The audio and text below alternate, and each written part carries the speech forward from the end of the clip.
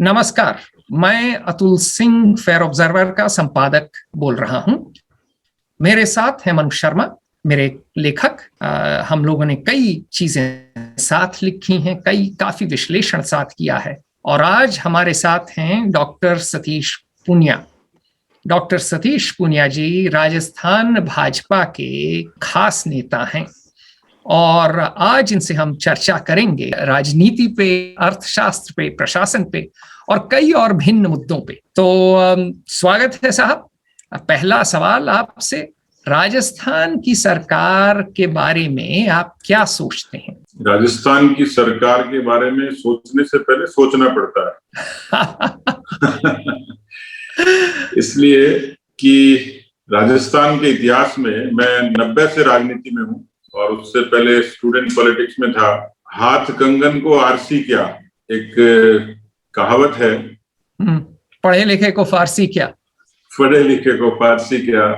और एक कहावत मारवाड़ी में है कि पूत के पैर पालने में दिख जाते हैं, यानी बड़ा होके क्या होगा ये पता लग जाता है। मैंने शुरू की थी, मैं 90 से राजनीति में हूँ, लेकिन मैं केवल पार्टी के किसी कार्यकर्ता और नेता की हैसियत से नहीं, एक लेमैन की तरह मैं भी ऑब्जर्व करूं और उस पर अपने कमेंट करूं।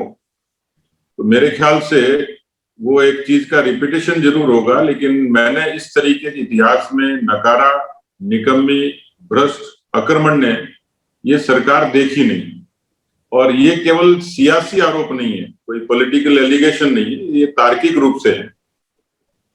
तार्किक रूप से बताइए किन मुद्दों पर ये पीछे हैं, ये बताइए किन मुद्दों पे पीछे हैं, कहाँ इनकी खामियां हैं? जी, राजस्थान और हिंदुस्तान को भी थोड़ा सा कंपेयर करेंगे। 70 सालों की लगभग राजनीति है, उसमें 50 वर्ष तक केवल एक पार्टी को, कांग्रेस पार्टी को यहाँ शासन करने का मौका मिला। और इन 50 वर्षों में थोड़ा सा पीछे मुड़ के देखिए, राजस्थान भौगोलिक रूप से, सामाजिक रूप से एक पोटेंशियल स्टेट है, पहले भी था और आज भी है।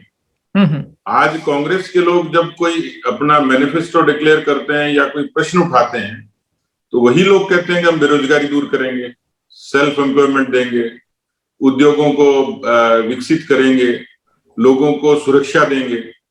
तो जो इन्होंने कहा पिछले 50 एक सेकंड मैं आपको रोकता हूं साहब। आप कह रहे हैं कि इन्होंने ये रोजगार नहीं दे पाए हैं, औद्योगिकरण नहीं कर पाए हैं और सुरक्षा नहीं दे पाए हैं।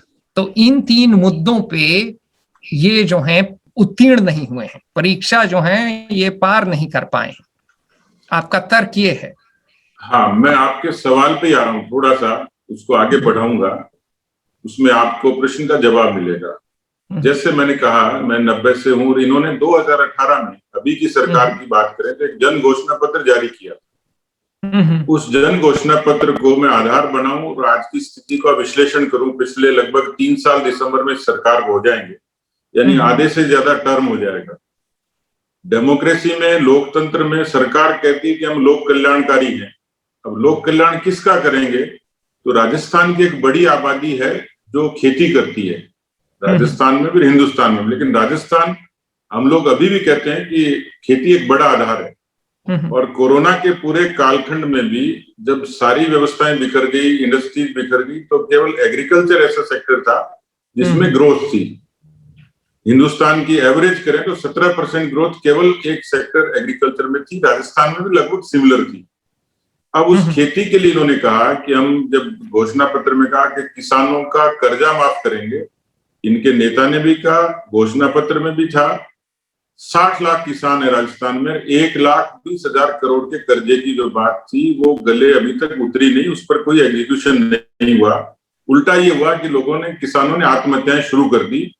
राजस्थान एक ऐसा प्रदेश है जहां इतने बड़े पैमाने पर सुसाइड हुई, किसानों ने की। दूसरा, इन्होंने कहा कि हम आएंगे तो हम रोजगार देंगे, लाखों लोगों को रोजगार देंगे, नौजवानों को बेरोजगारी भत्ता देंगे। अभी राजस्थान के लगभग 30 लाख बेरोजगार हैं जो रजिस्टर्ड हैं। उसमें 55% ऐसे लोग हैं जो ग्रेजुएट हैं। अभी नौकरी के नाम पर केवल, यदि ठीक फिगर उसको ठीक करेंगे तो 30,000 35,000 से ज्यादा एम्प्लॉयमेंट दिया नहीं। लाखों की बात थी, भत्ता देने की बात थी, 27 लाख को दिया है, 1,50,000 को 3,500 रुपए हर महीने। तीसरी जो बात थी वो है कानून व्यवस्था की। नेशनल क्राइम रिकॉर्ड ब्यूरो अब ये कहता है कि राजस्थान देश का सर्वाधिक दूसरा अपराधग्रस्त राज्य। 5.5 लाख FIR दर्ज हुई है राजस्थान के इतिहास में पहली बार। यहाँ वातावरण ठीक नहीं होगा तो इंडस्ट्री नहीं आएगी, वातावरण ठीक नहीं होगा तो बाकी चीजें भी उस पर उसका इम्पैक्ट आता है। तो ये 3 बड़ी चीजें थी, किसानों का कर्जा, बेरोजगारी और कानून व्यवस्था। ठीक है, खेती, बेरोजगारी, कानून व्यवस्था, तीनों में ये कच्चे निकले हैं। तो चलिए साहब ये बताइए, मान लीजिए कल को आप चुनाव जीतते हैं, 2023 में चुनाव है, तो आप क्या करेंगे? देखिए, एक इन्होंने कहा था कि नहीं इनकी बात छोड़िए, नहीं साहब इनकी बात छोड़िए, इनकी बात आपने कर ली, अब आप अपनी बात बताइए, आप क्या करेंगे 2023 में? मान लीजिए जनता कहती है कि भाई इनसे भर पाए, आप आए, आप मुख्यमंत्री बने, तो आप क्या करेंगे? देखिए, पहला तो किसानों की कर्जा माफी का यक्ष प्रश्न है, और वो चीजें किसानों की दूसरी सहूलियतों से आप कर्जा माफ करेंगे? जी, वन टाइम सेटलमेंट का ये पहले भी इस चीज की चर्चा होती थी, लेकिन हम उसको एग्जीक्यूट करेंगे कि किसानों को आप करेंगे? इस बात के लिए आज आप ये वायदा दे रहे हैं? जी, उसका कोई ना कोई समाधान निकालेंगे, क्योंकि जो इन्होंने किया उसको हमें समाधान की तरफ ले जाना है, सोल्यूशन की तरफ ले जाना है। ठीक है, तो एक आप वो करेंगे, फिर और क्या करेंगे? देखिए, दूसरा पक्ष है एम्प्लॉयमेंट का, रोजगार का। अभी रोजगार की स्थिति है कि कोई भी सरकार ये वायदा जरूर करती है, नौजवान भी सीधे सीधे सरकारी नौकरियों पे डिपेंड करता है। अभी इतने सारे होने के बाद भी, अभी जो एक रीट की एग्जाम हुई, मैं उदाहरण देता हूँ, उसमें 16 लाख बच्चे बैठे, विद्यार्थी नौजवान बैठे, नौकरियां हैं 30,000। यानी ये असंतुलन है सरकारी नौकरी के बीच में और एस्पायरेंट के बीच में। अब इसका दूसरा तरीका ये है कि सरकारें हमेशा कहती रही हैं कि हम आएंगे तो सेल्फ एम्प्लॉयमेंट को आगे बढ़ाएंगे। तो इस चीज के लिए हमारे पास खासतौर पर, जैसे मैंने कहा, खेती है। उस खेती से माइग्रेट करने के लिए कोई भी नौजवान शहर में केवल मजदूरी करने के लिए आता है, ग्रेजुएट भी। खेती की सहूलियतें, खेती का नवाचार और उससे जुड़े हुए दूसरे धंधे हैं, उसमें अच्छे लोग आज डेयरी फार्मिंग से लेके एनिमल हस्बेंड्री से लेके बहुत सारी ऐसी चीजें जिसमें इंगेज किया जा सकता है, अपने पैरों पे खड़ा हो सकता है। एक टूरिज्म राजस्थान में बड़ा सेक्टर है।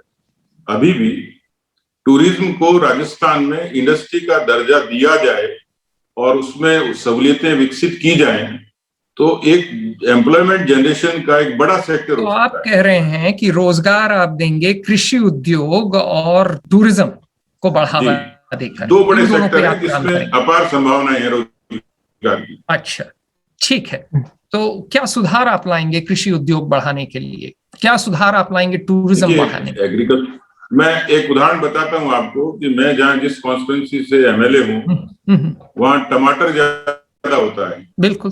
अब टमाटर के केचप की फैक्ट्री नोएडा में है, आमेर में नहीं है।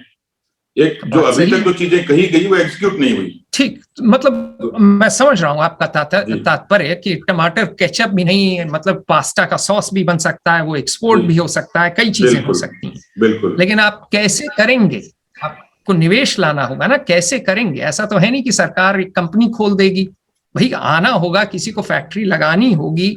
वो क्यों लगाएगा आपकी कंस्टिट्यूएंसी में? अभी तक आप ऐसी क्या सहूलियत देंगे, ऐसे क्या सुधार लाएंगे? अभी तक ये कहा गया कि हम लोग ईज ऑफ डूइंग बिजनेस पर काम नहीं साहब, जो कहा गया वो जाने दीजिए, मैं सुनना चाहता हूं। सिंगल विंडो सिस्टम, मैं इसलिए कह रहा हूं कि उन्होंने जो कहा, जो एग्जीक्यूट नहीं किया, उसको कागज से जमीन पर उतारेंगे। और उसके उतारने का तरीका ये है, उसके तरीका ये है कि इस बात की संभावनाएं हैं, लेकिन उसके लिए जो इंफ्रास्ट्रक्चर, उसके लिए जो सहूलियतें, और सहूलियतों की घोषणा के बाद सिर्फ जो कमी है वो है एग्जीक्यूशन की। आज देश के प्रधानमंत्री ने, मोदी सरकार ने किसानों के लिए जितने नवाचारों की बात की, आज उस नवाचार को लेके डूंगरपुर का एक किसान 2 करोड़ के तरबूज बेचता है। आज सीकर का किसान केसर की खेती करता है।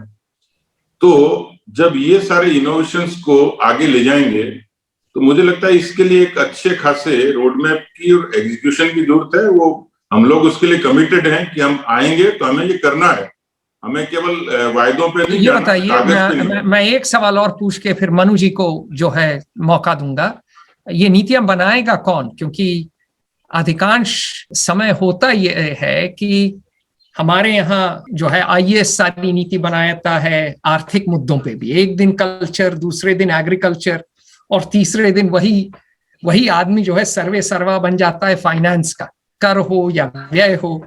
तो आपके पास बिजनेस के लोग हैं, आपके पास जो हैं एंटरप्रेन्योर हैं, आपके पास इकोनॉमिस्ट हैं, कि आप वही सेक्रेटरी साहब के पास पहुंच जाएंगे और वही जो है लोगों को, जिसे कहते हैं ना, रेड टेप से उनका गला घोंट देंगे? देखिए, कंट्राडिक्शन है रेड टेप और रेड कारपेट। और दूसरा, तो आप रेड कारपेट देने वाले हैं? नहीं, रेड कारपेट रेड कारपेट किसानों के लिए, जिनको जरूरत है उनके लिए। नहीं, मैं कुछ और बात कर रहा हूं। मैं कह रहा हूं साहब, नीतियां आपको बनानी पड़ेंगी और उसमें आपको अलग अलग किस्म के ज्ञान की आवश्यकता है, अलग अलग किस्म के तजुर्बे की आवश्यकता है। आप अलग नीति वही पुराने सरकारी अंदाज में नहीं बना पाएंगे अगर आपको इंडस्ट्री लानी है।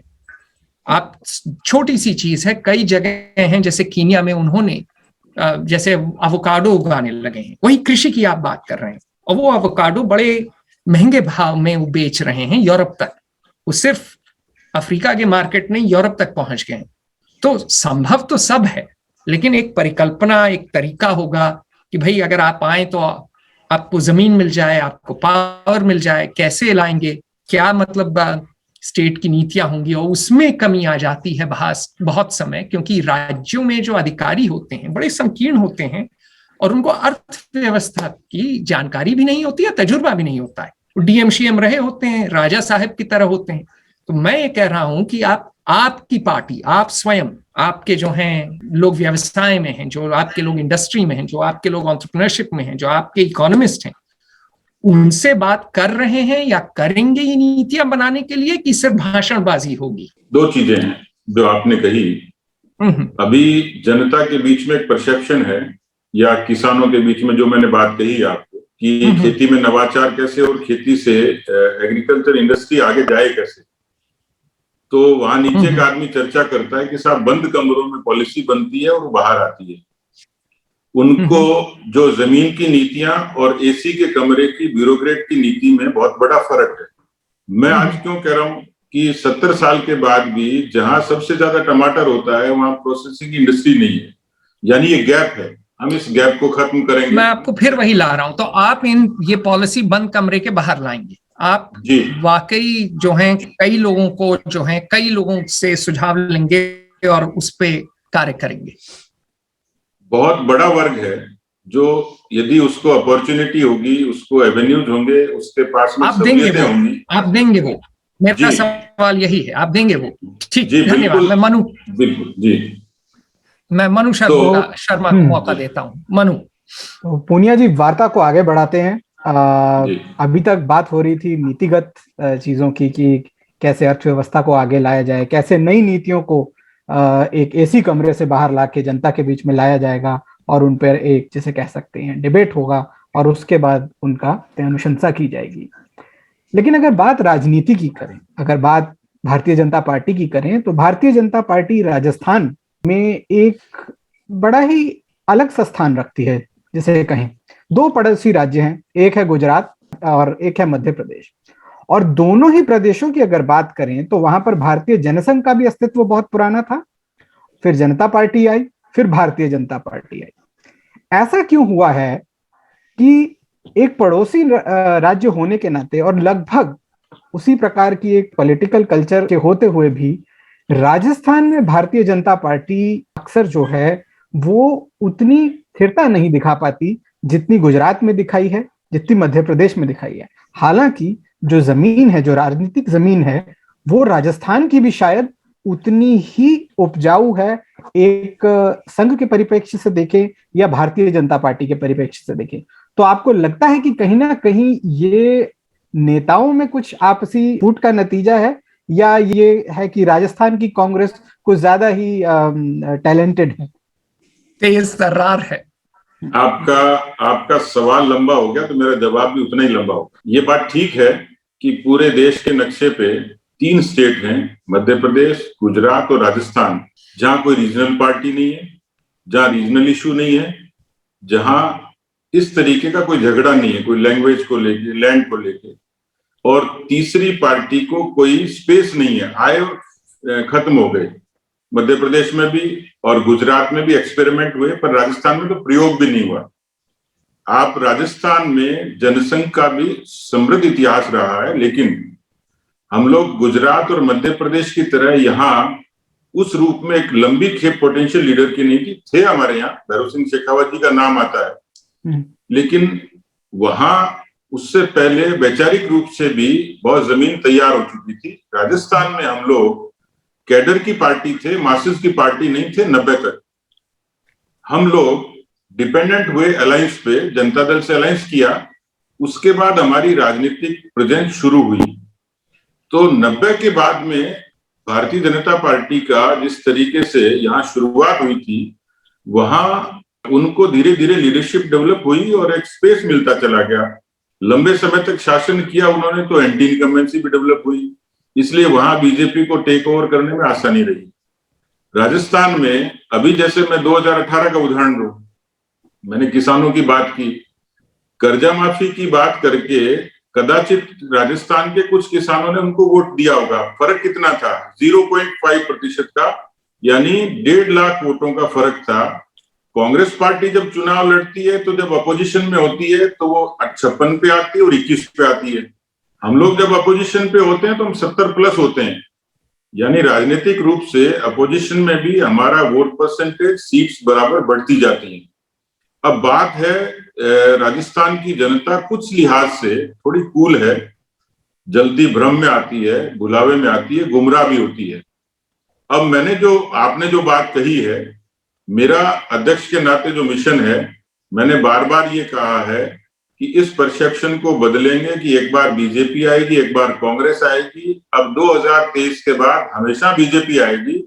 मैं मानता हूं इस बात को कि हमारी कुछ कमजोरियां रही होंगी जो 2018 में रही या 2008 में रही, इसलिए 2008 की और 2018 की, और उसमें जो बड़ी बात थी कि 2008 में जो डिलिमिटेशन हुआ, उसमें कॉन्स्टिट्यूएंसीज की जो शेप है उस ढंग से डिजाइन की कि कांग्रेस को उसका एक लाभ सीधे सीधे मिला भी।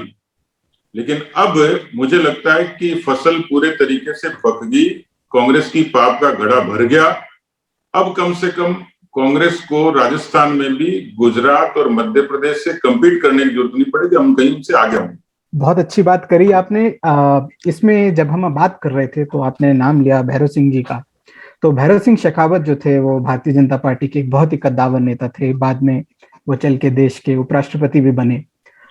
उसके बाद दौर आया वसुंधरा राजे जी का, वो भी मुख्यमंत्री बनी। तो राजस्थान में हम कहीं ना कहीं देखते हैं कि जो भारतीय जनता पार्टी है वो एक बड़े नेता या नेत्री से कहीं ना कहीं जुड़ी रही है। तो राजस्थान भाजपा जो है, और कहीं ना कहीं अगर हम राष्ट्रीय तौर पर भी बोलें तो जब बहुत ज्यादा भारतीय जनता पार्टी को सफलता मिली तो कभी एक नारा था कि वोट अटल को, वोट कमल को, तो राष्ट्रीय रूप उसमें जीत गए अटल बिहारी वाजपेयी। फिर नारा आया अब की बार मोदी सरकार, तो फिर एक नेता को प्रोजेक्ट किया, सफलता मिली। तो आपको क्या लगता है कि इस बार जो है राजस्थान भाजपा एक चेहरा प्रोजेक्ट करेगी? क्या एक सीएम कैंडिडेट होगा, या सामूहिक नेतृत्व की ओर जाने का इशारा भारतीय जनता पार्टी इस वक्त दे रही है? देखिए, बीजेपी की जो स्ट्रेंथ है, मैंने कहा आपको कि हम कैडर के साथ अब मासेस की पार्टी है, लेकिन हमारे लिए 90 से लेकर आज तक लीडर बेशक एक हुआ, या लीडर के पीछे भी कलेक्टिव लीडरशिप थी। भैरव सिंह जी बड़े थे, पर भैरव सिंह जी के पीछे भी एक कमिटेड फोर्स थी, लीडर्स की। अब मैं नाम लूंगा तो एक लंबी फहरिस्त है, ललित किशोर चतुर्वेदी से लेकर हरिशंकर बाबड़ा जी से लेकर तमाम ऐसे बहुत सारे लोग थे। आज भी उस पीढ़ी के गुलाब चंद कटारिया काम कर रहे हैं। वसुंधरा जी के साथ भी ऐसी डेडिकेटेड टीम थी, लेकिन अल्टीमेट जो हमारी फोर्स है, ताकत है, वो पार्टी की बूथ की जो नीचे जो हर कॉन्स्टिट्यूएंसी में 70 साल का बुजुर्ग भी उतनी मेहनत करता है, 35 साल का नौजवान भी उतनी मेहनत करता है। आज पार्टी में 70 लाख, यानी पिछली बार जो मेंबरशिप थी 70 लाख की, 1.5 करोड़ हम पार्टी के मेंबर्स हैं। और इस समय हमने ऐसा डिजाइन किया पार्टी को कि हम, जो मैं बात कह रहा हूं वो मैं किसी अभिमान से नहीं कह रहा, व्यवहार से कह रहा हूं कि आज हमारे पास पार्टी के कैडर की ऐसी फोर्स खड़ी है कि हम लोग लड़ेंगे कलेक्टिव लीडरशिप के हिसाब से। और बार बार वो बात पॉलिटिकल होगी, लेकिन सेंटर भी कहता है कि मुख्यमंत्री कौन होगा, चेहरा कौन होगा, ये पार्लियामेंट्री बोर्ड तय करता है, मैं और आप नहीं तय करने वाले, केवल चर्चा कर सकते हैं। लेकिन मैं इतना कह सकता हूं कि 2023 में चुनाव जीतकर दिल्ली के चरणों में सरकार दे देंगे। जिनको चीफ मिनिस्टर आलाकमान को बनाना होगा बना देंगे। तो चलिए, आप बहुत आश्वस्त हैं कि पार्टी एकजुट रहेगी और वो जीत जाएगी आने वाले चुनावों में। लेकिन अगर एक तरीके से देखा जाए तो जो भारतीय जनता पार्टी में अक्सर ये सुनने को मिलता है कि गुटबाजी हो गई, और कुछ नेता हैं जो चाहते हैं कि कोई सीएम बने और कोई नेता चाहते हैं कोई और। ठीक है, हर पार्टी में ऐसा होता है, ऐसा कांग्रेस में भी हो रहा है, राजस्थान कांग्रेस में। तो क्या आपको लगता है कि उस फूट का कोई लाभ होगा? क्योंकि आप तो अपनी पार्टी के प्रति आश्वस्त हैं, तो इस हिसाब से लगता है कि अब तो सवाल ये रह गया है कि कांग्रेस एकजुट रह पाएगी कि नहीं। और उससे जुड़ा सवाल यह है, क्या सचिन पायलट आपकी पार्टी में आ सकते हैं? बीजेपी और कांग्रेस को थोड़ा सा फर्क समझना पड़ेगा। मैंने पहले भी कहा कि कैडर की पार्टी, कांग्रेस के बीजेपी को कैडर को समझिए। दूसरा, उनकी फूट को और हमारी फूट को बराबर तोलने की जरूरत ही नहीं है, क्योंकि पर आप मानते हैं कि फूट है थोड़ी सी? नहीं, मैं अभी उस पर आ रहा हूं, मैं आपको और इसको थोड़ा एलाबोरेट करता हूं जी। उनके वहां इससे पहले तक अशोक जी को कोई चैलेंज नहीं था। वो 27 साल की उम्र में इंदिरा गांधी की कैबिनेट में मंत्री बन गए और उसके बाद लगातार 3 बार चीफ मिनिस्टर बन गए, कभी चैलेंज नहीं था। उनका झगड़ा उनकी जगह है, लेकिन वो झगड़ा राजस्थान की जनता पर, गवर्नेंस पर असर डालता है, नुकसान होता है, उससे हमें ताल्लुक है। लेकिन मैं केवल उनकी कमजोरी के कारण नहीं कह रहा, हम अपनी खूबियों पर आएंगे। उनकी कमजोरी उनकी जगह है, एंटी इनकम्बेंसी अपनी जगह है। लेकिन मैं उस बात से इनकार नहीं करता, मैं नहीं तो झूठा होऊंगा कि बिल्कुल झगड़ा नहीं है या बिल्कुल मतभेद नहीं है। मैं कई बार देखता हूं कि सुनार की दुकान पे लिखा होता है कि 24 कैरेट सोना मिलेगा, लेकिन वो कहता है जी 21 कैरेट ही मिलेगा, बाकी तो मिलावट ही है। जो सत्संग करते हैं, भजन मंडली है, उसमें हारमोनियम और तबले वाले में भी कई बार तालमेल नहीं होता, आपस में एक दूसरे को आंख दिखाते हैं। तो बीजेपी में सब कुछ बिल्कुल राजी बाजी और रामराज है, इसकी कल्पना मैं भी नहीं करता है। लेकिन कांग्रेस के कंपैरिजन में नहीं है, ठीक करने लायक है, ठीक होने लायक है। और वही हमारी ताकत है कि पार्टी का जो आलाकमान जो हमें निर्देश देगा उसकी पालना हर किसी को ही करनी पड़ेगी। इसलिए मैंने कहा कि यहाँ मतभेद हो सकता है, मनभेद नहीं है। मनभेद इसलिए नहीं है कि मन हमारा नहीं है, आलाकमान का है। पार्टी का जो बूथ पे बैठा हुआ है वो हमें डायरेक्ट करता है कि कैसे भी करो सरकार आनी चाहिए, आप लोग दोषियों नहीं आएगी। तो हम लोग उस बात से बंधे हुए हैं।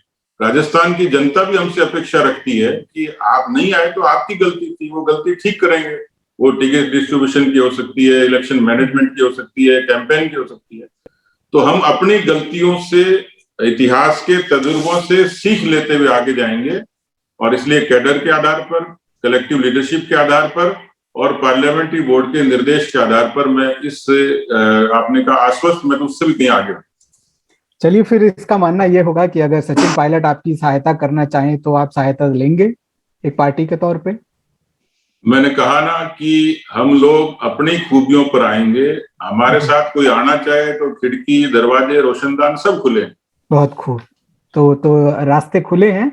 उससे फिर मैं अगले सवाल की तरफ जाता हूं। वो है कि अगर प्रधानमंत्री मोदी जी का एक प्रशासन का तरीका देखें तो उसमें वह महिला वर्ग पे बहुत, जिसे कहते हैं नीतिगत तौर पर एक फोकस, एक एम्फोसिस है। कोई भी योजना की बात करें, अब जैसे हर घर नल की बात आ रही है, उससे पहले जो है उज्ज्वला गैस योजना थी, या उससे पहले जो टॉयलेट स्कीम थी, तो एक बड़ा एक फोकस रहा है उनका। तो राजस्थान में अक्सर ये माना जाता है कि बड़ी एक पितृसत्तात्मक स्टेट है, एक थोड़ा पुराने सिद्धांतों पे चलती है। तो महिला वर्ग जो है आपसे जुड़ा है, और वो कई लोग बोलते हैं कि वो महिला वर्ग इसलिए जुड़ा कि आपकी पार्टी में एक सशक्त नेत्री जो है वो मुख्यमंत्री थी। तो अगर कुछ पार्टी निर्णय लेती है कि कोई और नेता या नेत्री उनकी जगह आए, तो क्या वो महिला वर्ग का समर्थन राजस्थान भाजपा को बरकरार रहेगा या उसके छिटकने की कोई एक आशंका है? देखिए, 90 के दशक में बीजेपी पहली पार्टी थी जिसने अपनी पार्टी के भीतर 33% महिलाओं का आरक्षण पार्टी के पदों पर किया। भारतीय जनता पार्टी की जब भैरों सिंह जी की सरकार थी तो निकायों में और पंचायती राज में 50% रिजर्वेशन की जो घोषणा की तो उसको लागू किया, वो बीजेपी ने किया। इसलिए हम इस बात को ठीक तरीके से मानते हैं कि चाहे देश में या प्रदेश में 50% जो आबादी है वो निर्णायक भी है, उसकी भूमिका भी है और उसको आगे आना भी चाहिए। इसलिए पार्टी में नई लीडरशिप आई है, इसमें कोई शक नहीं, लेकिन साथ ही मोदी जी की जो नीतियां थी उन्होंने इस बात को ठीक से समझा कि आज उस लिहाज से जनधन से लेके, उज्ज्वला से लेके, आयुष्मान से लेके, आवास से लेके, तमाम जो नीतियां हैं, सुकन्या समृद्धि से लेके, वो सारी नीतियां नारी सशक्तिकरण के लिए, महिला के लिए। वो एक दिगर बात है कि नीतियों के कारण महिलाओं को सुविधा मिली और वो वोट बैंक में तब्दील हुई, इसलिए महिलाओं ने अच्छी तादाद में बीजेपी को वोट दिया। तो ये जो वोट है ये सारा नीतिगत है, वैचारिक है, सहूलियत का है और इसलिए मुझे लगता नहीं कि हमारा वोट कहीं बीजेपी का वोट या मोदी जी के नीतियों के प्रति जो आस्था है महिलाओं की, खासतौर पे राजस्थान का जो महिला वर्ग है, मेरे पास फिगर तो नहीं लेकिन मैं एक अंदाज लगा सकता हूँ कि पिछले जितने इलेक्शंस हुए हैं उसमें हमारा वोट शेयर महिलाओं को लेके हमेशा ज्यादा रहा।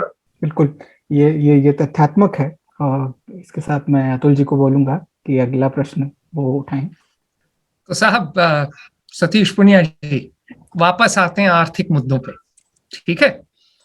तो देश के दूसरे राज्यों की तरह राजस्थान का जो डेट टू जीएसडीपी रेशियो है वो 20% के लक्ष्य से ज्यादा है। तो मेरा प्रश्न ये है साहब कि इस अनुपात को आप कम कैसे करेंगे? खर्चा कम करेंगे या आमदनी बढ़ाएंगे? दोनों चीजें हैं। इस काम के लिए खर्चा कम करने की भी जरूरत है, जो मैं व्यवहारिक रूप से देखता हूँ और समझ पाता हूँ। सुपरफिशियली, मैं इकोनॉमिस्ट तो नहीं हूँ, लेकिन ये चीज इतनी समझ में जरूर आती है कि इन चीजों पे खर्चे में कटौती की जा सकती है जो किसी भी सरकार पर आर्थिक रूप से बोझ बनती है। ऐसे बहुत सारी चीजें हैं जो दिखती हैं प्राइमा फेसी। दूसरी तरफ 2 उदाहरण दीजिए साहब, 2 उदाहरण जहां खर्चे कम करेंगे। सरकारी जो खर्चा होता है बड़ा, जिसके बारे में सामान्य तौर पर जनता को भी पता रहता है कि ये जो मद है ये कम किया जाता तो शायद सरकार पर बोझ नहीं होता। थोड़ा सा मुझे लगता है उसमें साम्यता की आवश्यकता रहेगी। जो अनावश्यक इस तरीके खर्चे तो दिखते हैं। साहब उदाहरण 2 दे दीजिए ना। देखिए, उदाहरण तो बहुत हैं, लेकिन मैं जो बात कर रहा हूँ सामान्य सी चीज है। कई बार जब हम देखते हैं ना कि कोई अधिकारी कर्मचारी जो सबसे पहले टीए और डीए की बात करता है और उसको यदि क्लब करेंगे तो एक बड़ा रेवेन्यू होता है वो, यानी सरकार के ऊपर बर्डन सहूलियतों का, यानी उसकी फैसिलिटीज का जो बर्डन है जो कम किया जा सकता है। ये गुजरात में मोदी जी ने किया। मान लीजिए उदाहरण के तौर पर एक पॉलिटिकल अपॉइंटमेंट हुआ और किसी को कोऑपरेटिव फेडरेशन का चेयरमैन बनाया, तो उन्होंने कहा दफ्तर मिलेगा, गाड़ी मिलेगी, लेकिन बाकी सुविधाएं नहीं मिलेंगी। तो लोगों का आकर्षण अपने आप कम हो गया। तो ऐसी बहुत सारी चीजें हैं, वो ब्यूरोक्रेटिक लेवल पे भी कम की जा सकती हैं, क्लरिकल लेवल पे भी कम की जा सकती हैं, ऑफिस में एस्टेब्लिशमेंट में भी कम की जा सकती हैं। दूसरा, जो रेवेन्यू जनरेशन की आपने बात की, और मैं शुरुआत में इस बात को आपको कह चुका कि हमारे कुछ सेक्टर ऐसे हैं, टूरिज्म है, माइनिंग है, सोलर है, खासतौर पर एमएसएमई एक बड़ा सेक्टर है जिसको अभी प्रोत्साहन नहीं उस तरीके का, राजस्थान में उसकी संभावनाएं ज्यादा है। तो मुझे लगता है कि 5-7 ऐसे सेक्टर्स हैं जिसमें एक जो फूड प्रोसेसिंग का मैंने कहा, एक जो कंट्रास्ट है वो ये है कि राजस्थान के बारे में ये कहा जाता है कि जहां न पहुंचे बैलगाड़ी वहां पहुंचे मारवाड़ी।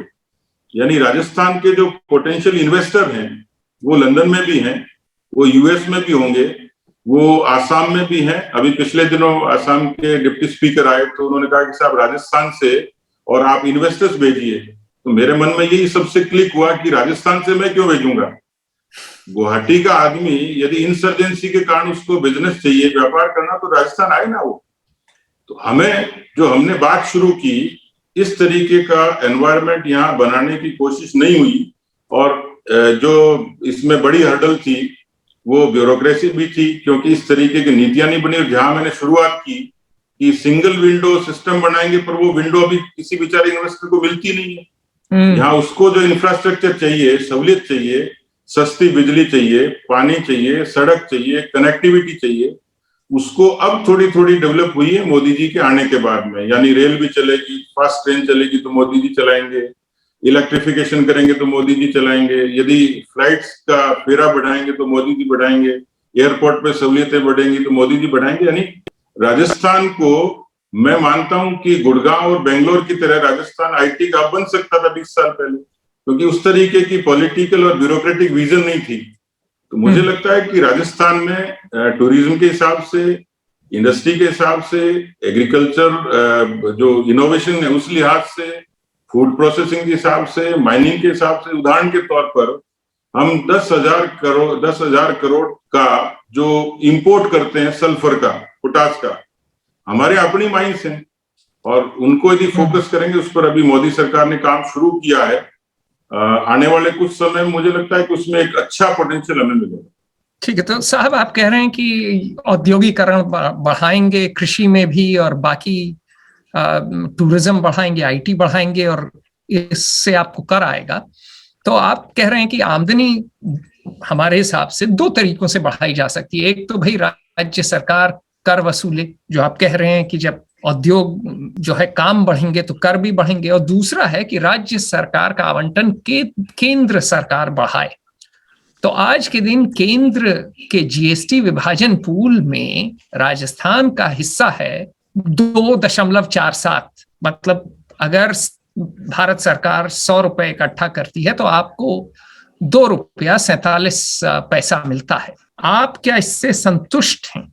देखिए, ये स्टेट और सेंटर में सरकारें विपरीत विचार की होती, तो उनका व्यवहार भी अलग अलग होता है। नहीं साहब, मैं वो बात नहीं कर रहा इस समय, मैं बात नहीं, राजनीतिक बात नहीं कर रहा, मैं आर्थिक बात कर रहा। आप क्या सोचते हैं कि राजस्थान का हिस्सा इससे ज्यादा होना चाहिए कि कम? ऑब्वियसली बढ़ना चाहिए। बढ़ना चाहिए, अच्छा। तो अगर आप कह रहे हैं कि बढ़ना चाहिए साहब, तो आप ये बताइए, अधिक आवंटन के लिए क्या राज्य ने पर्याप्त आर्थिक योगदान दिया है?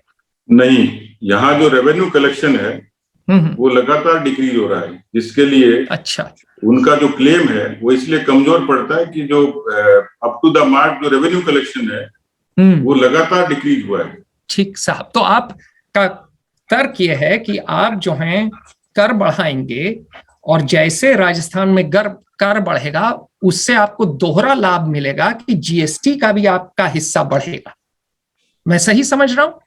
नहीं, इम्पोज करने की बात नहीं कर रहा, कलेक्शन की बात कर रहा हूं। कलेक्शन, वही कर आप बढ़ाएंगे नहीं, कर आप जो है वसूलेंगे। अभी क्या है कि लोग देते ही नहीं है और आप वसूलेंगे, आमदनी बढ़ाएंगे। ठीक साहब, चलिए एक और मुद्दे पे आते हैं, जो मुद्दा मेरे दिल के बहुत करीब है, क्योंकि मैंने दुनिया भर भ्रमण किया है, भारत सरकार छोड़ने के बाद अध्ययन भी किया है, और बात अब हम कर रहे हैं राज्य में सहकारिता समितियों की, ठीक है, और आपकी जो है मतलब पब्लिक सेक्टर कंपनीज की भी, जो राजस्थान की है। तो जो कोऑपरेटिव हैं आपके और आपकी जो पब्लिक सेक्टर कंपनियां हैं, और मैंने कुछ थोड़ा बहुत ध्यान दिया है राजस्थान पे, और दुर्भाग्य से राजस्थान ने उतना अच्छा काम नहीं किया है जितना गुजरात ने किया है। आप देखिए, गुजरात में अमूल को देखिए, राजस्थान में शायद सरस नाम है ना आपके कोऑपरेटिव का, ठीक। तो अमूल को बनाया साहब कुरियन साहब ने, जहां तक मुझे उनका नाम सही याद आ रहा है। एक मलयाली थे जिन्होंने बिल्कुल उन्होंने अमूल को माजा। लेकिन सरस की दिक्कत ये रही है, और ये बात मुझे विश्वास सूत्रों से लोगों ने बताई है, अभिन्न मित्रों ने बताई है, जो कि इतने डरे हुए हैं कि अपना नाम नहीं खोलना चाहते। कहते हैं कि भाई वहां पे ऐसे तानाशाह आईएएस आए हैं, कुछ जो गोबर से मूर्छित हो जाएं, और वो बिल्कुल जिसे कहिए कि मोहम्मद बिन तुगलकिया राज किए हैं, वहां पे मोहम्मद बिन तुगलकिया राज किए हैं। और मेरा सवाल ये है कि आपकी सारी कोऑपरेटिव, सारी पब्लिक सेक्टर के ऊपर आपने आईएएस बैठा रखा है, कोई बिजनेस एक्सपीरियंस जिसे कहते हैं डोमेन एक्सपर्टीज अंग्रेजी में, उसका कोई भाव ही नहीं है राजस्थान में या यूपी में भी। मैं तो यूपी से हूं, मूल निवासी, तो वहां पर भी जो ये है कि भाई आईएएस आईपीएस बन जाइए तो आप राजा हैं, और आप चाहे जितनी इंडस्ट्री जानिए, जितना आप जो है कृषि उद्योग करिए, जितना आप डेयरी करिए, आपकी तो कोई शक्ति नहीं है। तो मेरा सवाल यह है कि क्या ये आप बदलेंगे, क्या आप प्रोफेशनल मैनेजमेंट लाएंगे, क्या आप सरस को अमूल बनाएंगे? देखिए, जैसे मैंने खेती का जिक्र किया उसी तरीके से वही सरस और अमूल का मैं उदाहरण इसीलिए आपको दिया सर। आपकी सरस में कोई रस नहीं है। इसमें ईमानदारी होती सरस में तो हम भी अमूल हो चुके होते। बिल्कुल जी। आपका दूध तो आप गुजरात से ज्यादा आज के दिन जो है उत्पादन है। जिस खेती के बाद में मैंने जिस नवाचार की और जिसको मजबूत करने की बात की, पशुपालन से दूध का जो सीधा सीधा प्रोडक्शन है, मैं सरस के टैंकर और दिल्ली जाते हुए कई बार देखता हूँ। यानी प्रोडक्शन भी है और डिस्ट्रीब्यूशन भी उसी तरीके से फायदे के हिसाब से है, पर बड़े रिफॉर्म की जरूरत है। जो आपने फरमाया मैं उससे इत्तेफाक रखता हूँ कि तो अच्छे विशेष आप एक IAS अधिकारी के बजाय कुरियन साहब को ढूंढेंगे। देखिए, इसमें बिल्कुल मैंने जो बात शुरू में कही मैं उस पर कायम हूँ कि मैं इसलिए बार बार आ रहा हूँ उसी सवाल पे, क्योंकि देखिए मैंने भी वॉर्टन से MBA किया है। ठीक, मैं छोड़ छाड़ के अध्ययन इसीलिए किया कि मैं समझूं कि धंधा कैसे चलता है। तो ये जो राजस्थान का जो पोटेंशियल सेक्टर है उसमें कोऑपरेटिव और कोऑपरेटिव में जो दूध का व्यवसाय और दूध में सरस को हम और रसदार बनाएंगे। मैं तो इतना कह सकता हूँ, और उसके लिए विशेषज्ञों की जितनी सेवाएं ली जा सकेंगी हम लोग तैयार करेंगे। ठीक है, तो मैं फिर ये आपके जो है कथन के अनुसार मैं ये तात्पर्य लगा रहा हूं कि जो small and medium sized companies हैं आपकी राजस्थान की, जो आपके कोऑपरेटिव्स हैं, वहां आप MD एक अधिकारी के बजाय एक कर्तव्यकारी को लगाएंगे जो कि समझे, अपना काम समझे, जो कार्य में निपुण हो और जो कि उस इंडस्ट्री में आपको लीडर बनाएगा, राष्ट्रीय लीडर बनाएगा। मैं सही समझ रहा हूं? बिल्कुल। चलिए साहब, मैं मनु शर्मा जी को अब जो है मौका देता हूं, मुझसे ज्यादा ज्ञानी आदमी हैं, वो सवाल पूछेंगे। चलिए, अब अंतिम चरण की तरफ जा रहे हैं। तो बहुत ही मैं जैसे बोलूंगा कि इस वार्ता से काफी कुछ नया समझने को मिल रहा है, पर फिर भी एक सवाल उठता है, और वो सवाल ये है कि उत्तरी भारत में खासकर अगर हम एक औद्योगिक बेल्ट की बात करें, एक औद्योगिक पट्टी की बात करें, तो उसके दो ध्रुव हैं। एक जो राष्ट्रीय राजधानी क्षेत्र है दिल्ली और उसके आसपास का, दूसरा अगर हम जाते हैं तो पश्चिम की तरफ थोड़ा जाना पड़ता है, गुजरात की तरफ। अब ये बड़ा ही अचंभित करने वाला तथ्य है कि इन दोनों ध्रुवों के बीच में राजस्थान है, और राजस्थान का जो औद्योगिक विकास है वो पीछे रहा। अब आपने उसके बारे में बोला कि अगर भारतीय जनता पार्टी की सरकार आती है तो आप उसके बारे में बहुत कुछ करने वाले हैं। कहीं ना कहीं अगर आप बहुत कुछ करने वाले हैं तो इसका मतलब यह है कि इस वक्त जो गहलोत सरकार है वो शायद उतना फायदा नहीं ले पा रही केंद्र की नीतियों का जितना लेना चाहिए, जैसे कि डेडिकेटेड फ्रेट कॉरिडोर है या दिल्ली मुंबई एक्सप्रेसवे है। बहुत सारी योजनाएं हैं जो राजस्थान के बगैर पूर्ण हो ही नहीं सकती, क्योंकि अगर दिल्ली और पोर्ट्स को जोड़ना है तो राजस्थान से होकर ही जाना पड़ेगा। तो आपके मुताबिक ऐसा क्या और किया जा सकता है राजस्थान सरकार के द्वारा कि इन केंद्रीय योजनाओं का और परियोजनाओं का कुछ और फायदा राजस्थान को आ सके? देखिए, यहाँ जो इंडस्ट्रियलाइजेशन नहीं होने का बड़ा कारण था कनेक्टिविटी। अब DMIC बनेगी, दिल्ली मुंबई इंडस्ट्रियल कॉरिडोर बनेगा, और DFC की जो आपने डेडिकेटेड फ्रेट कॉरिडोर की बात करी, अभी भारतमाला भी चल रहा है। तो यानी देश को सड़क से, रेल से और हवाई यातायात से जोड़ने के लिए उसमें भी राजस्थान की सरकार का बड़ा योगदान नहीं है, वो मोदी सरकार का ही है। या वाजपेयी जी से शुरू करें तो उन्होंने जो स्वर्णिम चतुर्भुज की योजना शुरू की, या उसके बाद जो उन्होंने रोड्स पे डेवलपमेंट का जो काम किया था, पर जो इंफ्रास्ट्रक्चर की बात है, जहां तक राजस्थान को जो सहूलियत देनी चाहिए, उदाहरण के तौर पर बिजली है। अभी उसी जद्दोजहद से लड़ रहे हैं कि कोयला नहीं आया इसलिए यूनिट्स बंद हो गई, तो कंज्यूमर्स को, यानी डोमेस्टिक कंज्यूमर्स को बिजली नहीं मिल रही, इंडस्ट्रीज को मिलेगी कैसे? उसी तरीके से पानी अपने आप में एक बड़ी सहूलियत है, उसका कोई मैनेजमेंट नहीं है अभी तक कि इंडस्ट्री कोई लेके आएगा तो उसको पानी कहाँ से मिलेगा। तीसरी बात, उसको जो सहूलियत चाहिए, जैसे हमारे यहाँ एक राजस्थान फाइनेंशियल कॉर्पोरेशन है, वो पिछले 50 साल से बना हुआ है, टाइटल तो वही है, लेकिन किसको फाइनेंस किया, कितना किया, अभी तक कोई उसका ऑडिट ही नहीं, कोई उसका एमडी क्या आईएएस है? हाँ आईएएस है। देखिए उसको क्या पता फाइनेंस का, वो उसके पहले कल्चर या एग्रीकल्चर में होगा। जी, तो मुझे लगता है कि इसको एक समग्र तरीके से सोचने की जरूरत है। मैं किसी एक पैरामीटर पे नहीं कर पाऊंगा कि केवल एक चीज की सहूलियत विकसित होगी, लेकिन जो मैंने शुरू में कहा कि जिन चीजों की कमी थी, तो मुझे लगता है कि इसमें भी एक अच्छे प्रशासक और विशेषज्ञों की जरूरत है जो इन पूरी चीजों को समग्र तरीके से सोचे कि इंडस्ट्रीज के डेवलपमेंट के लिए किन कारक की जरूरत है, किस सहूलियत की जरूरत है। इसलिए स्लोगन की जरूरत नहीं कि सिंगल विंडो होगा या ईज ऑफ डूइंग बिजनेस होगा, ये बजट के भाषण में पढ़ते जरूर है पर वो कागज से जमीन पर नहीं उतरता। हम लोग कमिटेड हैं कि राजस्थान को अब एक अच्छे पॉलिसी की और पॉलिसी को एग्जीक्यूट करने की जरूरत है। यानी सरकारों में और जो साम्यता की जो कमी होती है कि घोषणा होगी लेकिन वो जमीन पर उतरा कि नहीं उतरा, उसमें हम लोगों ने उसको एग्जीक्यूट कितना किया है। चलिए ये बात हुई औद्योगिकरण की और कैसे राजस्थान एक, जिसे हम अंग्रेजी में कहते हैं स्वीट स्पॉट में है, दो बहुत ही जिसे कहते हैं पुख्ता औद्योगिक ध्रुवों के बीच में है। उससे आगे चलते हुए एक बात है, एक ऐसा मुद्दा, एक ऐसा विषय है जो सारे देश में छाया हुआ था, जिसको लेकर केंद्र और राज्य सरकारों में आपस में बहुत विवाद हुआ। बड़ा से कह सकते हैं कि ये कहा गया कि आपकी जिम्मेदारी है, वो बोले नहीं आपकी है। मैं बात करने वाला हूँ कोविड की। तो कोविड महामारी का एक बड़ा भयावह दौर आया था कुछ महीने पहले, जिसमें राजस्थान भी अछूता नहीं रहा। तो उस दौर में हमने ये पाया कि जो राज्य की सरकारें हैं वो केंद्र पे सारा जिसे कह सकते हैं कि एक तरीके से भार डालती रही, और केंद्र कहता रहा कि भाई राज्य सरकारों की गलती है, और कुछ कहते मिले कि भाई इसमें कोई भी कुछ नहीं कर सकता। तो आपको क्या लगता है सच्चाई कहाँ है इन तीनों ही बिंदुओं के बीच में? सच्चाई कहाँ है? क्या राजस्थान सरकार अपनी जिम्मेदारी निभा पाई?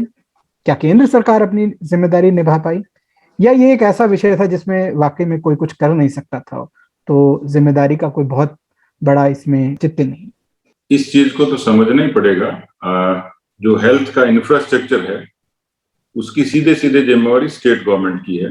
राजस्थान की सरकार ने आने के बाद कहा कि हम 45,000 डॉक्टर्स की भर्ती करेंगे, नहीं कर पाए, पेंडेमिक आ गई। तो जो सब सेंटर था, प्राइमरी हेल्थ सेंटर था, सीएचसी थी, वो डॉक्टर के इंतजार में रही, मरीज को सहूलियत नहीं मिली। दूसरा, मोदी की सरकार हवाई जहाज के, वायुसेना के विमान से 1800 फेरे लगा सकता है ऑक्सीजन के टैंकर्स लाने के लिए, लेकिन उस ऑक्सीजन के टैंकर से जो ऑक्सीजन राजस्थान पहुंचती है उसका डिस्ट्रीब्यूशन सही हो जाए, इसकी गारंटी सरकार नहीं दे सकी।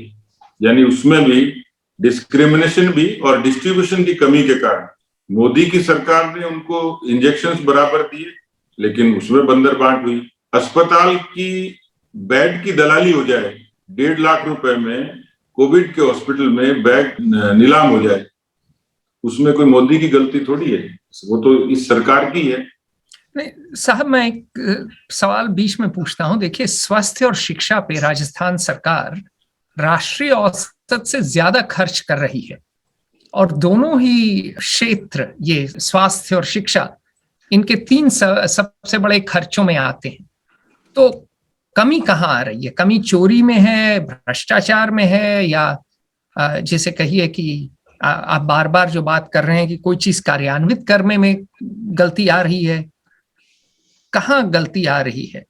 क्रियान्वयन, एग्जीक्यूशन अपने आप में एक बड़ा पक्ष है। दूसरा, करप्शन बड़ा पक्ष है कि इस चीज की चर्चा पूरे राजस्थान में इस पूरी कोरोना की कालखंड में हुई है। मास्क चोरी हो गए, एप्रन चोरी हो गए, जो इक्विपमेंट्स पे जो कंसंट्रेटर्स है उसकी क्वालिटी पर सवाल खड़े हो गए। तो इसी तरीके से एजुकेशन में भी इंफ्रास्ट्रक्चर की जो कमी थी, उस कमी को पूर्ति करने के बजाय उस पर जो करप्शन हुआ, तो कुल मिलाकर ये जो हेल्थ सेक्टर में जो उम्मीद थी स्टेट गवर्नमेंट से कि ऐसी पेंडेमिक में सरकार पहले से कोई उपाय करेगी, फरवरी में जब बजट सेशन था इस बात की अच्छे तरीके से चर्चा हुई, लेकिन सरकार की तरफ से कोरोना के प्रबंधन के कोई इंतजाम नहीं थे। सरकार बहुत रिलैक्स थी और एकदम से अटैक हुआ कोरोना का, सरकार उस आक्रमण को झेल नहीं पाई। इतना मिसमैनेजमेंट था कि लोग अस्पताल के दरवाजे पर मरने को मजबूर हो गए, और इसलिए कह रहे हैं कि इसका किसी अर्थव्यवस्था से लेना देना नहीं था, इसका मैनेजमेंट से लेना देना। तो गलती आप कह रहे हैं कि केंद्र सरकार के बजाय राज्य सरकार की थी, और खासकर राजस्थान सरकार की काफी बड़ी गलती थी। जी ठीक। चलिए, अब अगर राजस्थान सरकार की गलती थी तो उसको लेकर राजस्थान की विधानसभा में और उसके बाहर भारतीय जनता पार्टी ने क्या कदम उठाए, जरा उसके बारे में कुछ जानकारी मिले तो अच्छा हो। दो चीजें थी। एक तो बड़ा चैलेंज था जब फर्स्ट वेव थी, सेकंड वेव थी, दोनों ही दौरान। लेकिन मैं पार्टी की सेंट्रल लीडरशिप को धन्यवाद दूंगा इस बात के लिए कि बीजेपी अकेली पार्टी थी जिसका सामाजिक चेहरा लोगों को नजर आया। पार्टी कांग्रेस भी थी, सत्ता भी थी और संगठन भी था, लेकिन मेरे ख्याल से, क्योंकि मैं उस पार्टी का अध्यक्ष हूं इसलिए मैं अच्छे से जानता हूं इस बात को, कि हम लोग उस पूरी पेंडेमिक में सरकारी एफर्ट छोड़ दीजिए, पार्टी ने अपने बूते पर कम से कम 2 करोड़ लोगों तक राशन और भोजन पहुंचाया। और दूसरी जो मुहिम थी, जो क्योंकि केंद्र से ताल्लुक रखती है सब चीजें, दूसरी वेव आई थी तो दूसरे दल के लोग कहीं नहीं दिखे। मुझे अफसोस है, मेरे 600 कार्यकर्ता इस सेकंड वेव में इसलिए शहीद हो गए कि वो लोगों की सेवा कर रहे थे। कोरोना जैसी पेंडेमिक में इस तरीके से किसी पॉलिटिकल पार्टी में इससे बड़ा कोई एग्जाम्पल नहीं हो सकता कि लोगों ने अपने जान की परवाह नहीं की। मैं उन 600 कार्यकर्ताओं में शक्ल से, नाम से सबसे वाकिफ हूं, इसलिए मुझे अफसोस है कि हमारी पार्टी ने अपोजिशन में एग्जाम्पल सेट किया कि जब ऐसा कोई वो आएगा तो हम उसका मुकाबला करेंगे। मैं केवल इसलिए स्क्रीन पे नहीं कह रहा कि मैं आपसे वार्तालाप कर रहा हूं, लेकिन मैं 2 बार इन्फेक्टेड हुआ सिर्फ लोगों के बीच में रह के, और दूसरी पार्टी के लोग भी थे, सत्ता दल के लोग थे। दूसरी बात, सदन में सरकार को जवाब देना पड़े इसलिए सदन से भागती रही, और सड़क पर मैं जिस वजह से इन्फेक्ट हुआ उसका कारण वो डेमोन्स्ट्रेशन ही था कि 5000 लोगों के साथ हमने डेमोन्स्ट्रेट किया और मुझे थाने जाना पड़ा, मुझे अस्पताल जाना पड़ा। तो ऐसे हमारे पूरे राजस्थान भर के कार्यकर्ताओं ने सेवा के माध्यम से भी और उससे जो बन पड़ा एजिटेशन के माध्यम से बीजेपी के राष्ट्रीय अध्यक्ष पर 1 दर्जन मुकदमे राजस्थान में दर्ज हुए। राजस्थान के अभी भी 100 से ज्यादा लीडर्स के कोविड प्रोटोकॉल के उल्लंघन के, पेंडेमिक एक्ट के मुकदमे दर्ज हुए इस एजिटेशन के कारण। इसका मतलब ये निकाला जाए, इसका निष्कर्ष ये है कि भारतीय जनता पार्टी कोविड के दौरान, कोविड के पहले, कोविड के बाद भी, जिसे वो एक LIC की टैगलाइन भी कही जाती है कि साथ भी और बाद भी, तो जिंदगी के साथ भी और जिंदगी के बाद भी। जी, तो वो जनता के साथ रही है, ये जान के बड़ा हर्ष हुआ। और आपने 2 बार कोविड का मुकाबला किया, ये इसके लिए आपको साधुवाद। आपने जनता के बीच में रहते हुए अपना कर्तव्य नहीं छोड़ा और एक तरीके से आप डटे रहे।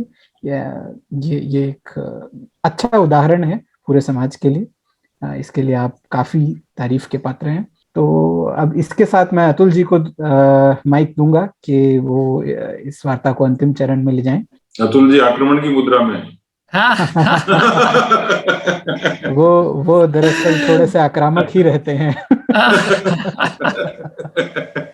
क्या करूं, दिमाग की कमी है ना, मनु इतना विवेक नहीं है। तो देखिए साहब, मेरा तो बस एक सवाल है, आखिरी सवाल। 2023 होता है, मान लीजिए चुनाव आप जीतते हैं, आप मुख्यमंत्री बनते हैं, पहली चीज आप क्या करेंगे उस दिन? अभी मेरे हिसाब से काल्पनिक प्रश्न है, क्योंकि मेरी बात है, लेकिन आप बताइए पहली चीज आप करेंगे क्या? मैं मेरी बात को कंट्राडिक्ट नहीं करूंगा, क्योंकि मैं कह चुका हूं कि मुख्यमंत्री का फैसला पार्टी का पार्लियामेंट्री बोर्ड तय करेगा, नहीं तो आप इस हमारी चर्चा के बाद ही झगड़ा शुरू करवा देंगे। चलिए इसको इस प्रकार से ले लेते हैं कि मुख्यमंत्री कोई भी हो, भावी मुख्यमंत्री को क्या करना चाहिए? हाँ, भाजपा का मुख्यमंत्री पहले दिन क्या करेगा? जी, 2023 में बीजेपी की सरकार बनेगी, और बीजेपी की सरकार बनने के बाद में जिन चीजों की हमने चर्चा की है, क्योंकि पहली चीज मैं पूछ रहा हूँ साहब, चीजें नहीं, पहली चीज आप क्या करेंगे? सबसे पहली चीज, जिसे अंग्रेजी में कहते हैं ना कि if everything is a priority, nothing is. What's ji, the ji. first thing you will do, good sir? पहली चीज जो हमने शुरू की, किसानों की कर्जा माफी, उसका समाधान निकालेंगे कि उनको सहूलियत मिले।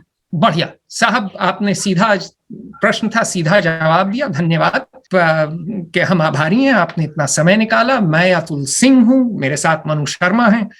फेयर ऑब्जर्वर को आप जो है यूट्यूब पर लाइक करिए, ट्विटर हुआ, फेसबुक हुआ, लिंक्डइन हुआ, इंस्टाग्राम हुआ, वहां पर भी आप लाइक करिए। इस तरह के हम साक्षात्कार करते रहेंगे और आशा है आप लोग हमें देखते रहेंगे, सुनते रहेंगे। मैं अतुल सिंह, नमस्कार।